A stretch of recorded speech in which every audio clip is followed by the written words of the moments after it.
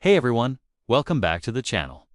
Today, we're tackling a subject that's incredibly important, deeply complex, and affects communities right across our country. We're talking about the homelessness crisis in Canada, and specifically, what the landscape looks like as we navigate 2025.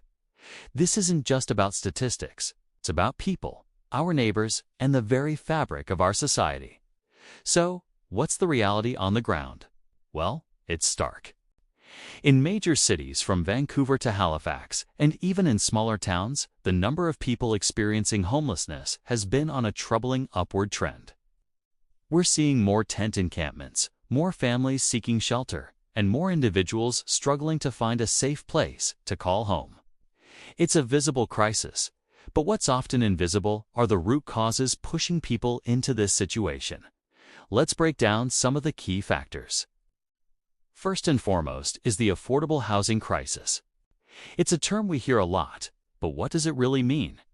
Simply put, the cost of renting or buying a home has skyrocketed, far outpacing wage growth for the average Canadian.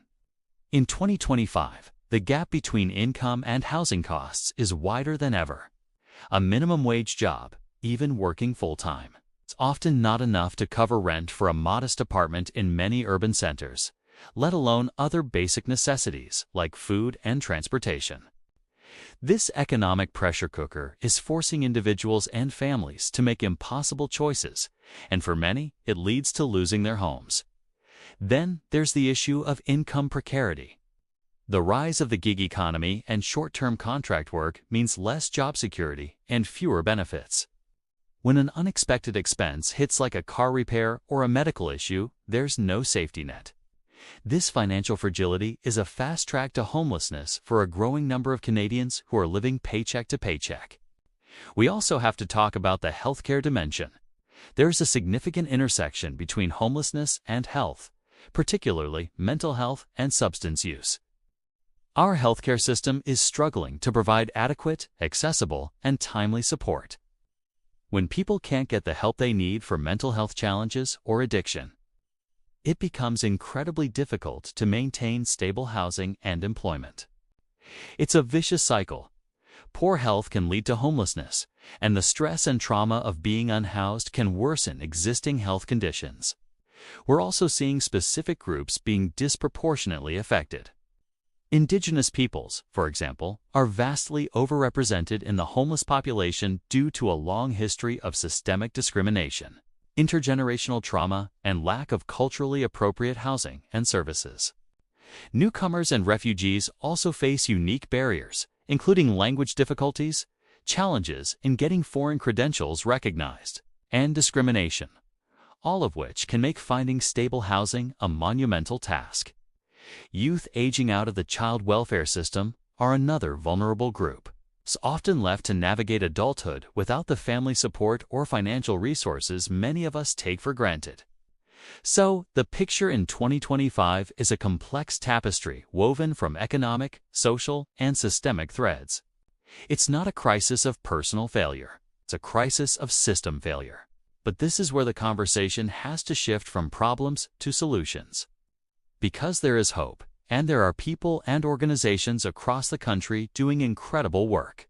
What's being done right now? Well, on the front lines, you have emergency shelters, outreach teams, and food banks. These services are absolutely vital for immediate survival. They provide a warm bed, a hot meal, and a point of contact for people in desperate need. However, everyone involved in this work will tell you that these are emergency responses, not long-term solutions. They are the ER of the housing system, not the primary care. The real game changer is a strategy called Housing First. It's a simple but powerful concept. Give people a home first, and then provide the wraparound support they need to stay housed. This could mean access to mental health counseling, addiction services, job training, or financial literacy programs. The idea is that it's nearly impossible to work on other life challenges when you worried about where you going to sleep tonight. Once a person has the stability and security of a home, they are in a much better position to address other issues. Cities across Canada have been implementing housing-first models with a lot of success. Studies have shown that it's not only more effective at ending chronic homelessness, but it can also be more cost-effective. Think about it. The cost of supporting someone in a home is often less than the combined costs of emergency room visits, police interactions, and the shelter system that they might otherwise rely on. But housing first can only work if there is enough housing. And that brings us back to the core issue. We need to build more affordable and supportive housing.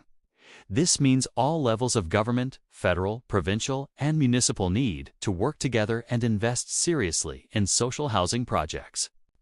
We're talking about nonprofit housing, COPs, and units with rent geared to income. It also means implementing policies that protect tenants, control speculative rent hikes, and discourage the financialization of housing, where homes are treated as commodities rather than as a fundamental human right. Another crucial piece of the puzzle is prevention. How do we stop people from becoming homeless in the first place? This involves strengthening our social safety nets. Things like raising minimum wages to a living wage, increasing social assistance rates so they actually reflect the cost of living, and providing timely and accessible mental health care are all forms of homelessness prevention. It's about catching people before they fall. So, where do you, the viewer, fit into all of this? It can feel like a massive, overwhelming problem, but individual action matters. First, get educated and talk about it. Challenge the stereotypes and stigma surrounding homelessness. Understand that it can happen to anyone. The person you see on the street has a story, a history, and they deserve dignity and respect. Second, support the organizations in your community that are doing the work. This could mean donating money if you're able, or volunteering your time. Shelters, food banks, and outreach programs rely on community support to keep their doors open. Look up local housing advocacy groups and see what they're fighting for. And third, use your voice as a citizen.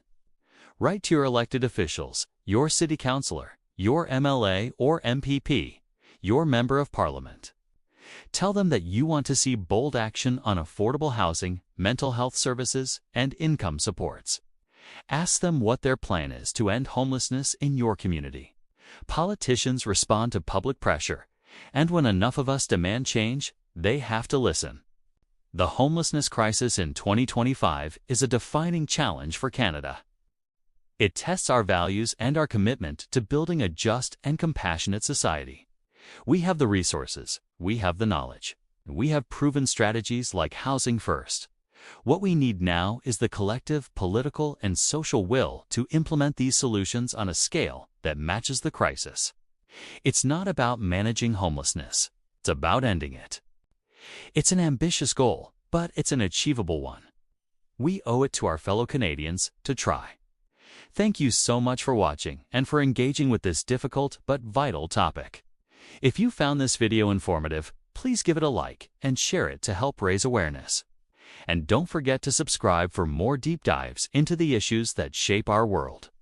We'll see you in the next one.